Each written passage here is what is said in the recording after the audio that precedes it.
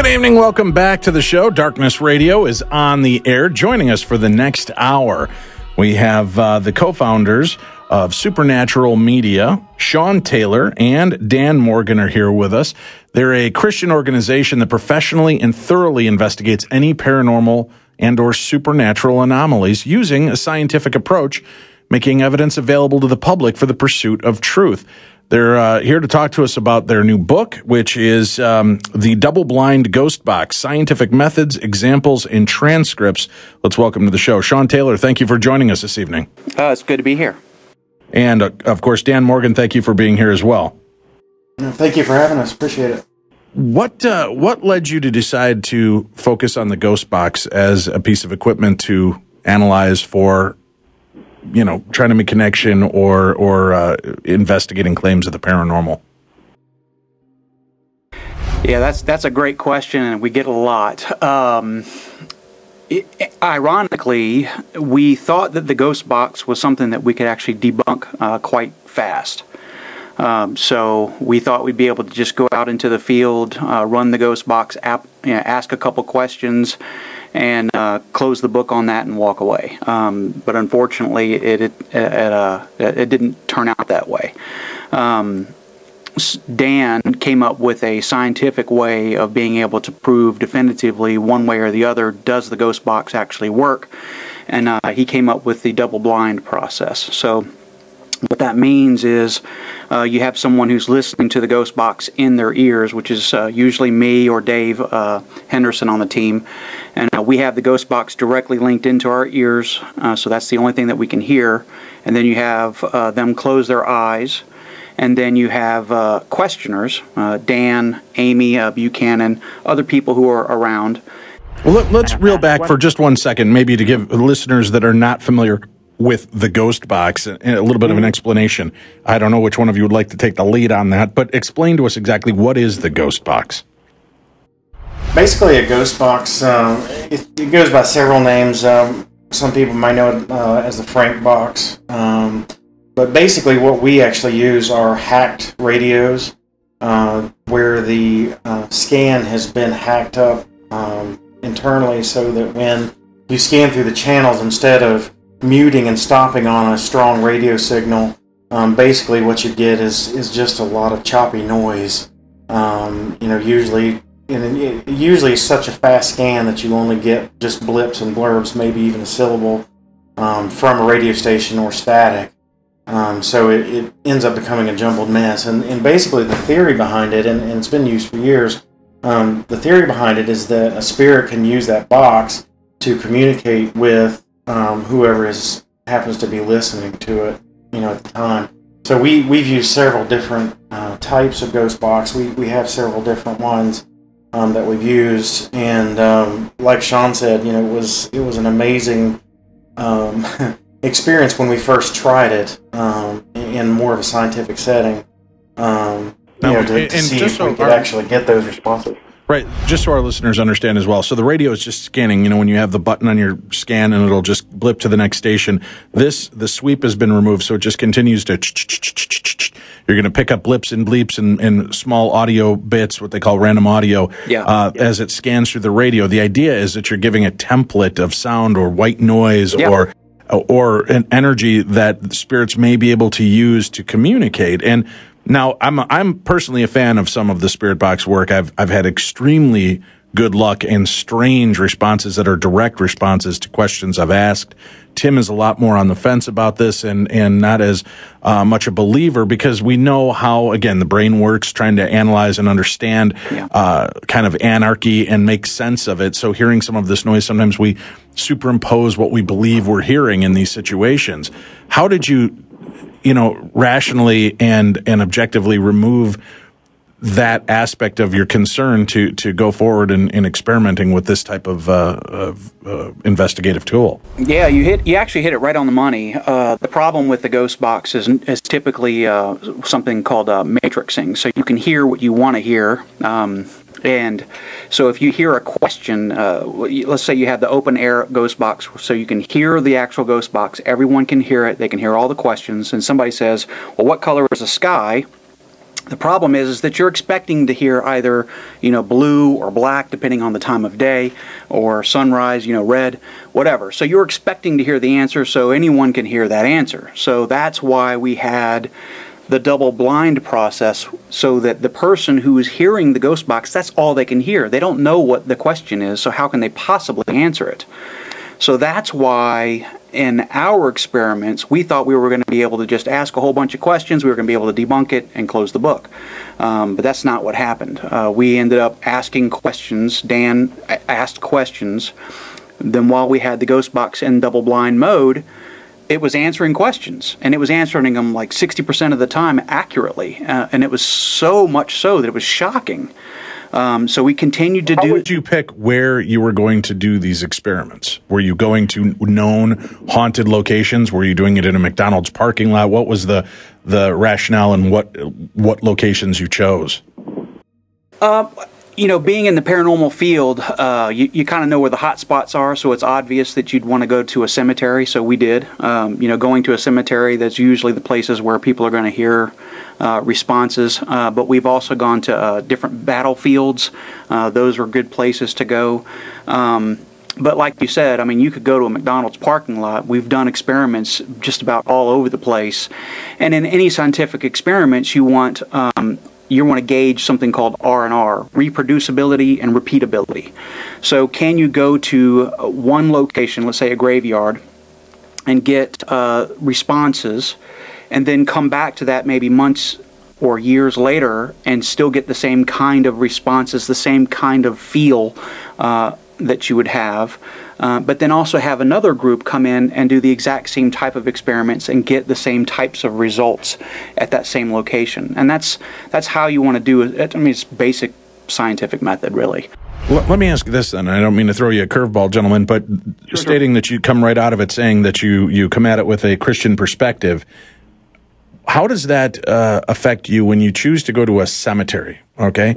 A place where all that's left are the remains, the skin bag and bones that we came in, and you start getting responses. That screws with my head a lot, being a Christian as well, and interested in the aspects of the paranormal. I would like to think that hanging around with my rotting corpse is the last place on planet Earth I plan on being when I'm dead. If I choose not to go to the light, I can tell you that's not the place you're going to find me. Yeah, we agree with you. It's not the place I'd want to be either. That's right. But in our experience, it seems like a lot of these folks, especially in cemeteries. It's not that we do a lot of cemeteries. I think we've done 2 or 3 in our time. But in those cases, they seem to be attached to that mortal coil, if you will. That part of themselves. And one of the things that we've learned in these conversations, and it's kind of amazing, especially one of the reasons we kept the transcripts or put the transcripts in the book, was because of how the conversations come about, and you really get a different perspective. A lot of times we use EVP, electronic voice phenomenon, just like most other paranormal groups do, as well as EMF detectors and the like. To try to validate the ghost box as well. We're not out there with just this one tool.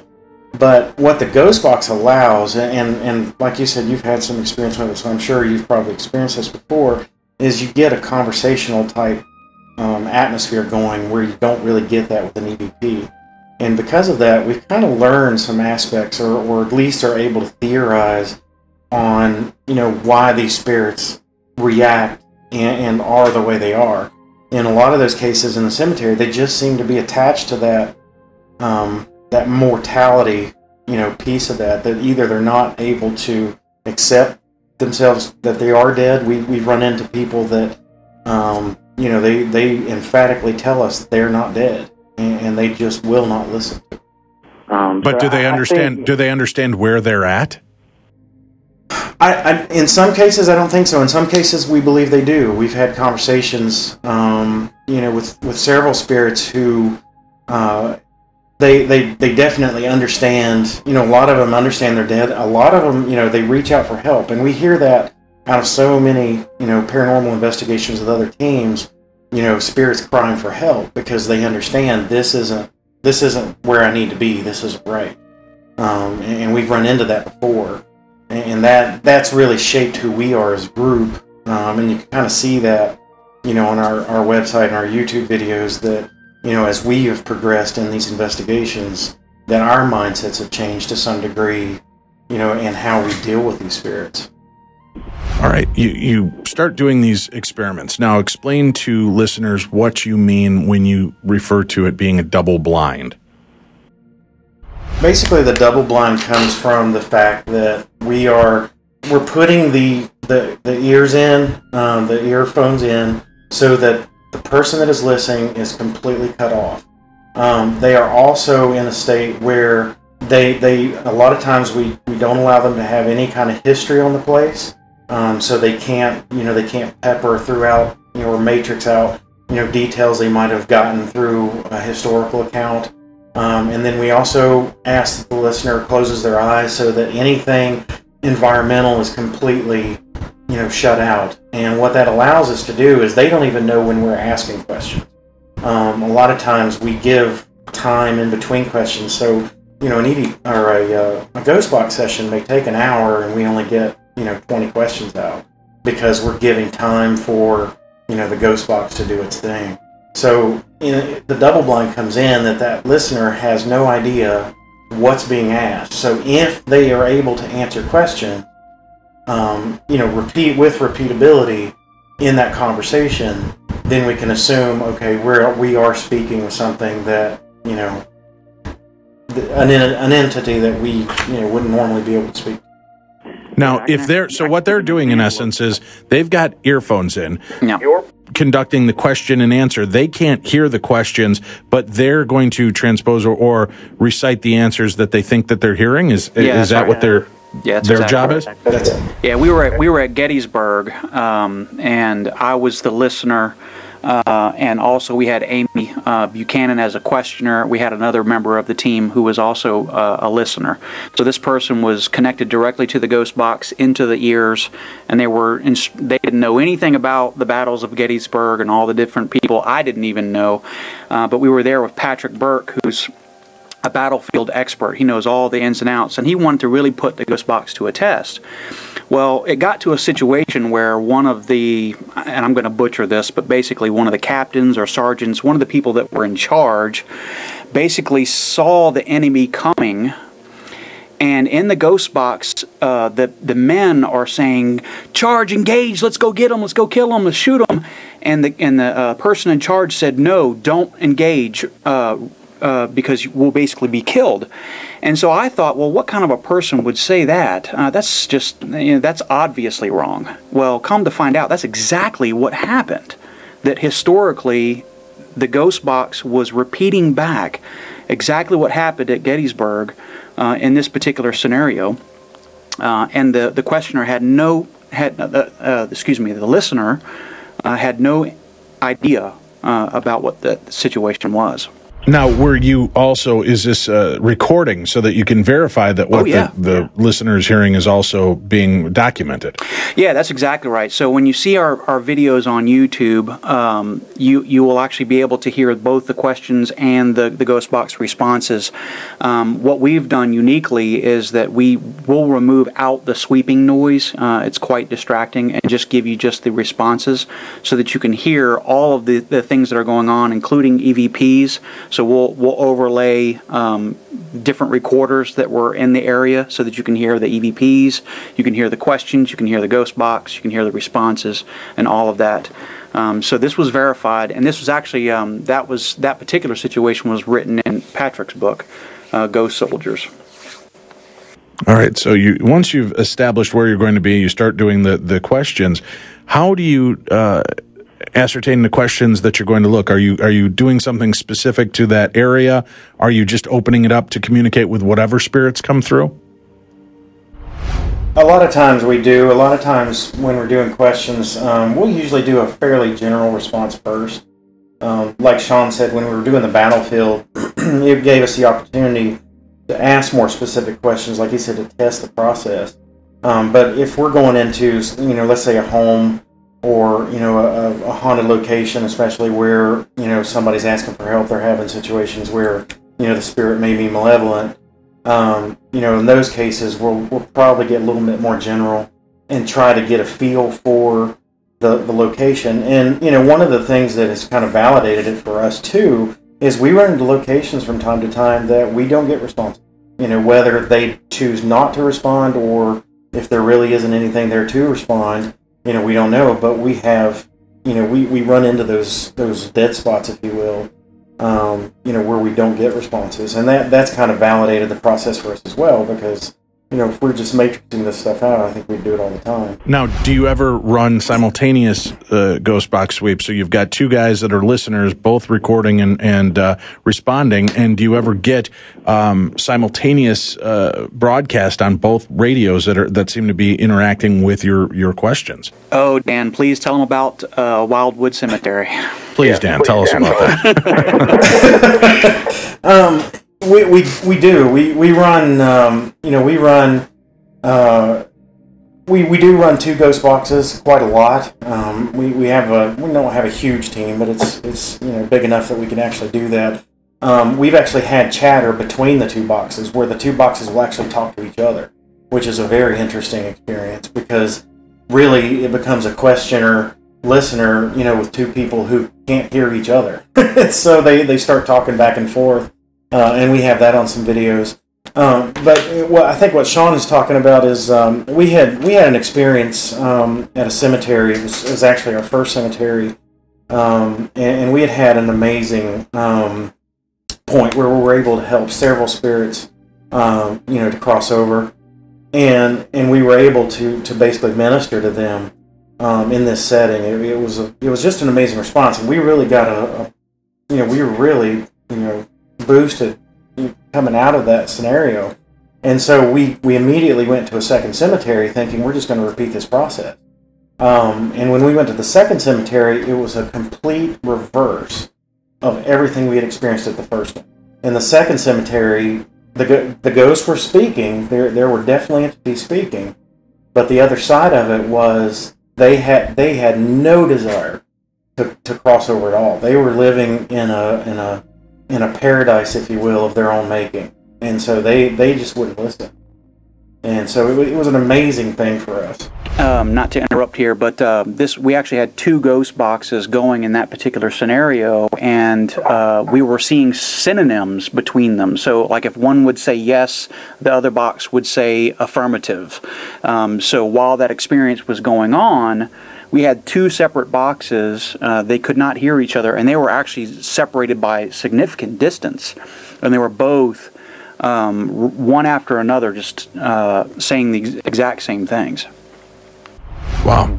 All right, so you've got this communication going on between alternating boxes. You've got multiple answers coming through, which, it's interesting that you mentioned that, you're getting kind of yes and then affirmative or yep or whatever. You're getting kind of like two different answers. The first time I ever tried our Shack Hack, which had been given me by Bill Chappell, and I was at the Paramount Studios on the set of the old Happy Days set, and we had been allowed to go in and investigate a few of the different stages.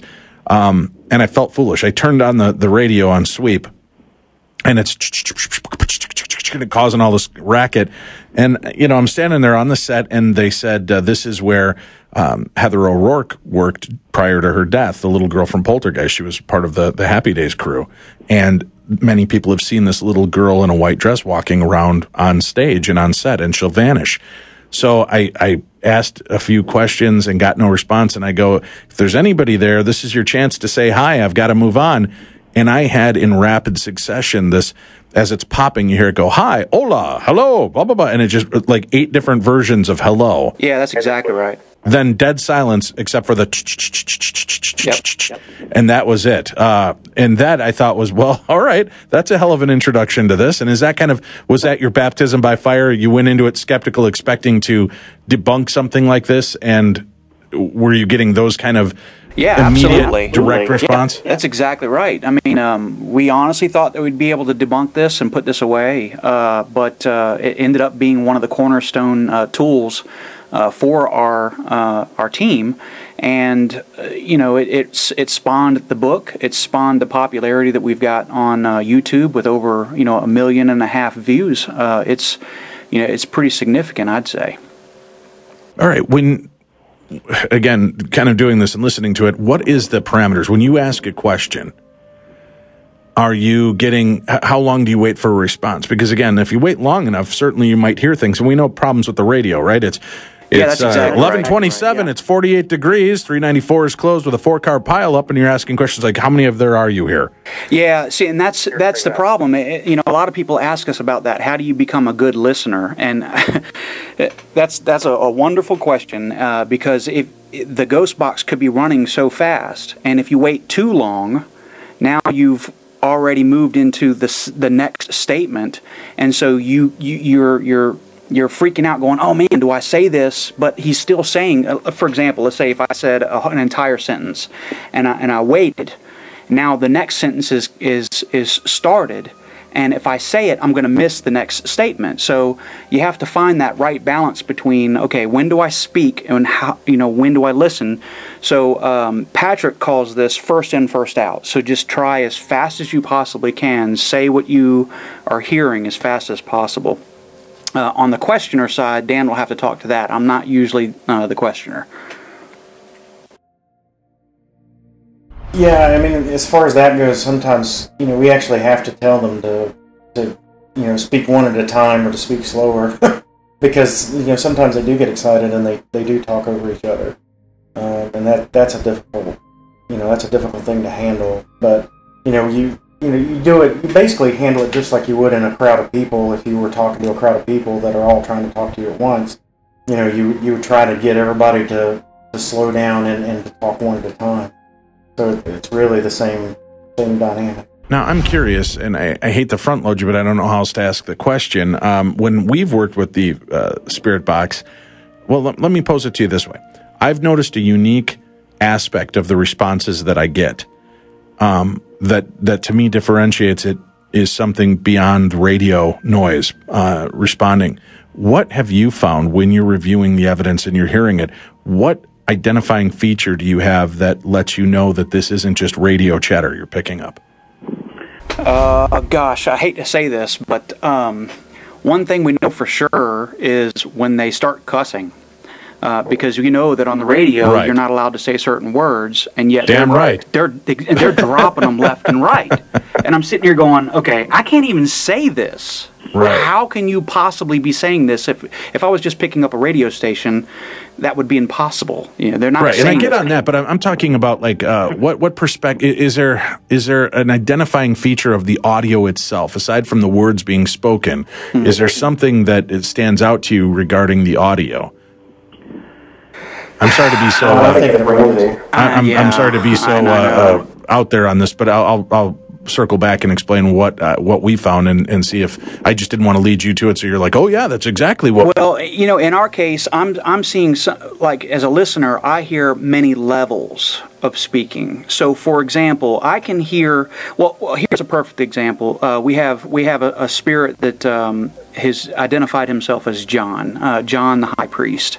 And he breaks the mold. So if you're scanning through channels, right, then you would expect to be hearing little blurps like yes or no's, little maybe two-word sentences, whereas, or actually just two-word phrases.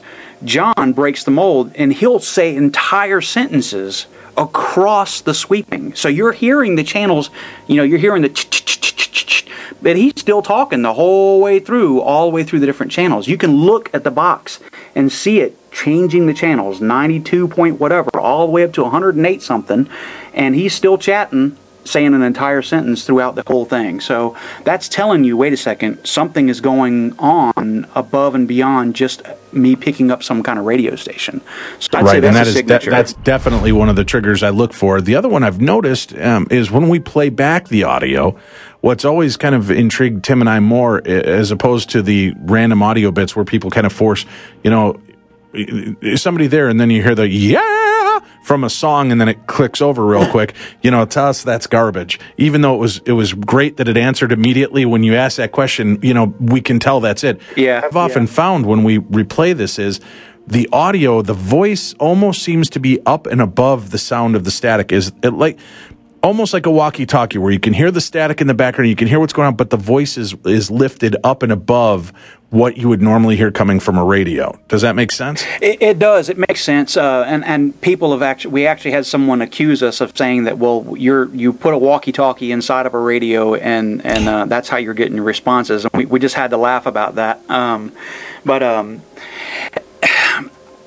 You know, there's a lot of debate around that, where if you're asking, you know, what color is the sky, you don't know what the question is, and you do hear blue, and it's obvious that answer is a radio station. You know, it's a radio host saying the word blue, but it just so happens to happen at the right time. Some people can dismiss that, some people may not, and I say it really comes down to the whole body of evidence, right? You take the whole conversation from end to end. So yes, you may have received 2 or 3 of those responses that were obviously radio. Are they coming from a specific spirit or not? You know, that's up for debate. We don't know. We used to think that the spirits themselves were manipulating the radio. And over time, we've come to believe that, well, maybe they're not manipulating the radio. Maybe the radio is doing exactly what a radio does, and that's just picking up frequencies. So the spirit may be talking, but the radio is just picking up the frequencies, whether that be a radio station or that be a spirit or something that is, you know, energy themselves. You're able to hear it. We need to take a quick break. We'll come back. We've got more with Dan Morgan, more with Shawn Taylor when we return to Darkness Radio. Back, Shawn Taylor, Dan Morgan, our guest this evening, as we talk about the double-blind ghost box, the different scientific methods, examples, and transcripts. That's what their book is, and we've got links up to their website, to their information. You can go to darknessradio.com, click on the guest tab for more information there. All right, guys, talk to me about some more of the more extreme examples you've been able to collect over the years of doing this research. The extreme examples. One of the things I like is the Paris Theater here in Giles County. And that particular situation, we ran across a spirit named Jack Reel. And in this case, you know, we come out there, we do a ghost box session, and we connect with this spirit, Jack Reel. And every time we get out there, we can have this conversation with him. And, you know, he basically says that he's miserable. We can prove that it's him in that we can hear him on the ghost box. He will do the same thing every time we come out there around 10:30 or so. You'll have this EMF field that moves through the building, and you can just chase it all the way up through the different steps or at different seats. And in one case, we even had him cornered, where we followed the EMF field all the way up to the last seats, and the entire team surrounded this field, and then it wouldn't move, it wouldn't go through anyone. And I said, Jack, is that you? And we heard a disembodied voice that everyone, there was 12 people there, all heard it, and he goes, yes, I'm here. I mean, it was insane. Well, over the years, we've been working on this guy. Say, you know, why do you stay? And you know, this is what I do. And he is very OCD, so he does the same thing over and over again. And we hear that in the ghost box. And the people later, I'd say in the last year or so, we met someone who actually knew him personally. And as we were describing what we had experienced through the ghost box, this person said that yes, that's an accurate depiction of who this person was. His OCD, he would count the steps and all this kind of stuff that we got from the box. So I'd say that was pretty extreme. Now, are you getting in any of these locations when you're doing the ghost box sessions, are you getting collaborative EVP as well? So not just recording the and getting things, but are you also then getting electronic voice phenomena from these same locations, or does it really only seem to work when the box is on? Yeah, that's a good question. We had a case where we had a ghost box, it was running, and you know, in that it basically said that there was a heartbeat. And on the recorder, you could hear a heartbeat as well. So there are plenty of situations in our videos you'll see that we have a collaboration between devices, where we'll say, okay, the ghost box will do something or say something, and we will also get a response from an EMF detector, or we will have a response where the temperature will change. So we say in the box, can you make the temperature go up or down? The answer will be yes, and then through a millimeter or temperature gauge or whatever, you'll see a response in the device. So those are always encouraging. Whenever you have multiple, that goes back to the scientific part of reproducibility, being able to see the results in different devices as well. Have you guys considered taking this show on the road and going for the James Randi Foundation $1 million? See if you can take advantage of something like that now that you have repeatability and have an understanding of how these systems work? I mean, honestly, I would like to be able to do this full time. With the entire team, travel around and just constantly do this nonstop, regardless of whether it's $1 million or $100,000 or whatever. Being able. No, but I mean, taking like a scientific test. Oh yeah, Amazing Randy and the JREF want to do. They want proof. They want to be able to say, if you can come in here and do this, then, we encourage you to do so. And, you have to go through some parameters. I'm just wondering if that's ever been something you've considered taking that opportunity to see if you can prove to them that it is a repeatable and scientific approach to what we're doing. Yeah, absolutely. We even had Josh Warren, when we first met Patrick, we had an opportunity to be with Josh during an investigation, and he was very interested in seeing the double-blind ghost box process. That is exactly what it is that we're trying to do, is show scientifically that yes, there's something to this. Putting someone into a sound booth or even a deprivation tank connected to a ghost box, asking questions. That's exactly what it is that we're trying to do. In one case, we even had. We had an aquatic ghost box. This is where we did a ghost box underwater. And the whole point of that was to find a sunken ship, which we had no idea where it was. We had a basic idea that it was in this area somewhere. And in the box, we said, okay, where is this ship? And the box responded that it was at the mouth of the bay at a certain a number of feet away from that, at exactly a certain number of feet down, you'll find it even said the name. It said it would be the Thomas Patrick. And we go down exactly where it said it was, and sure enough, Thomas Patrick underwater. Freaked me out. So, absolutely. I mean, if we want to be able to take it on the road and have someone, put it to the test, absolutely, we should do that. All right, we need to take our final break. Can people find the audio on your website and hear some of these responses for themselves? Yeah, absolutely. If you go to YouTube, just look up Supernatural Media or Double Blind Ghost Box, and you will find us. We're all over the place. All right, maybe during the break, I'll see if Tim can pull up a link or two. If there's anyone in particular you think he should pull up that would be more interesting to the audience that they could hear a few minutes of. John, are you still there? Hi.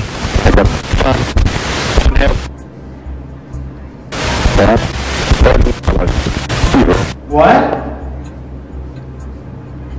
Did you say the...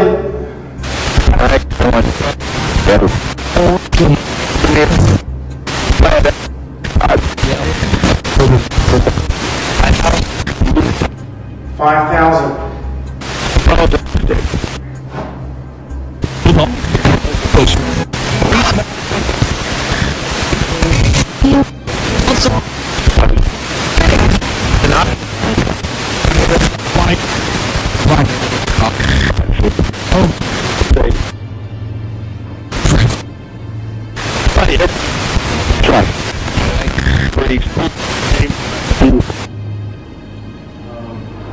I was hearing the Lord sent me Christ.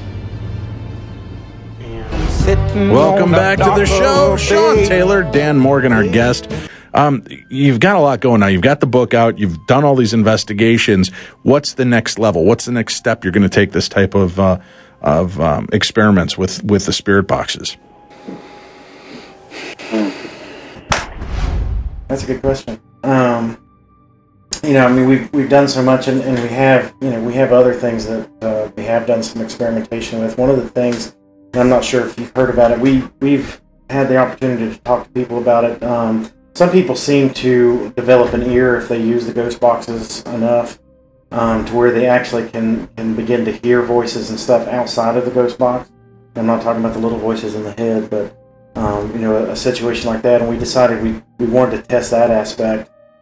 We actually call that a full blind process, and we're actually in the middle of kind of taking that through its steps, and have actually had some very interesting experiences of that as well. So that's kind of where we're at. When you say you've had good experiences with that, can you be a little bit more specific for us? Shawn, you want to elaborate? Yeah, when we were in Maryland, and so we had a scenario where we have one person who's on a ghost box and another person who's in full blind, which is basically they don't hear any questions either. They just have some earmuffs and earplugs in, and they just respond by whatever they hear. And in those experiments, the full blind and ghost box were basically saying the exact same thing. So synonyms of one another. We've even had scenarios where the full blind person and the ghost box were talking back and forth between each other. I would say that would probably be the next level. Very cool. All right. Now, is there any warnings that you would give to people that are experimenting with this, as there seems to be a new Frank's box, Bob's box, Dave's box popping up every year? What do you think people should do and watch out for and be cautious of when doing this kind of research?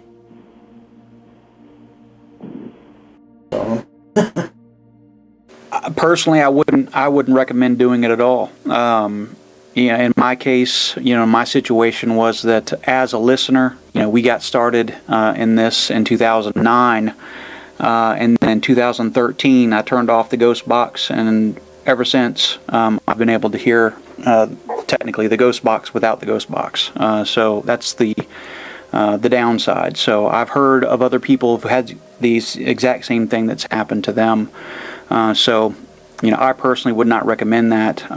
You can also guarantee that when you're dealing with a ghost box, in our case, we're dealing with some very spiritual concepts, people that are in some state that they don't want to necessarily be in. We use Jesus Christ as the answer to get them out of that state, and it works.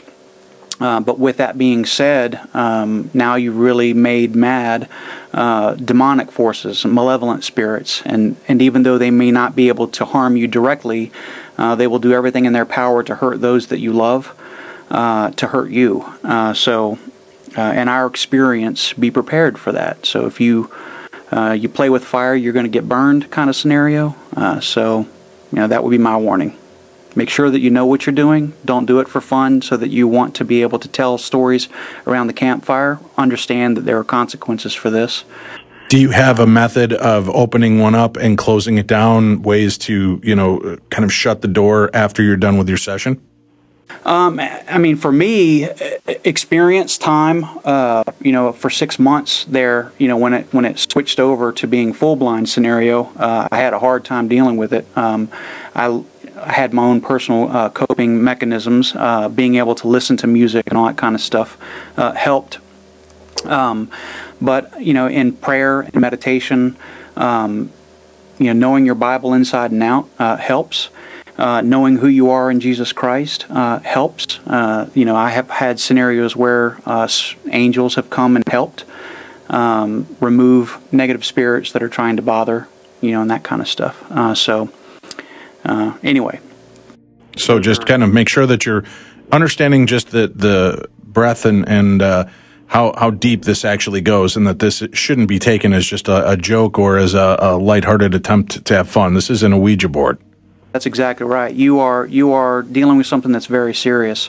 So I would never, I've personally said this before. I would never recommend that someone just pick up a ghost box and tinker with it. Understand that you are dealing with something that's real.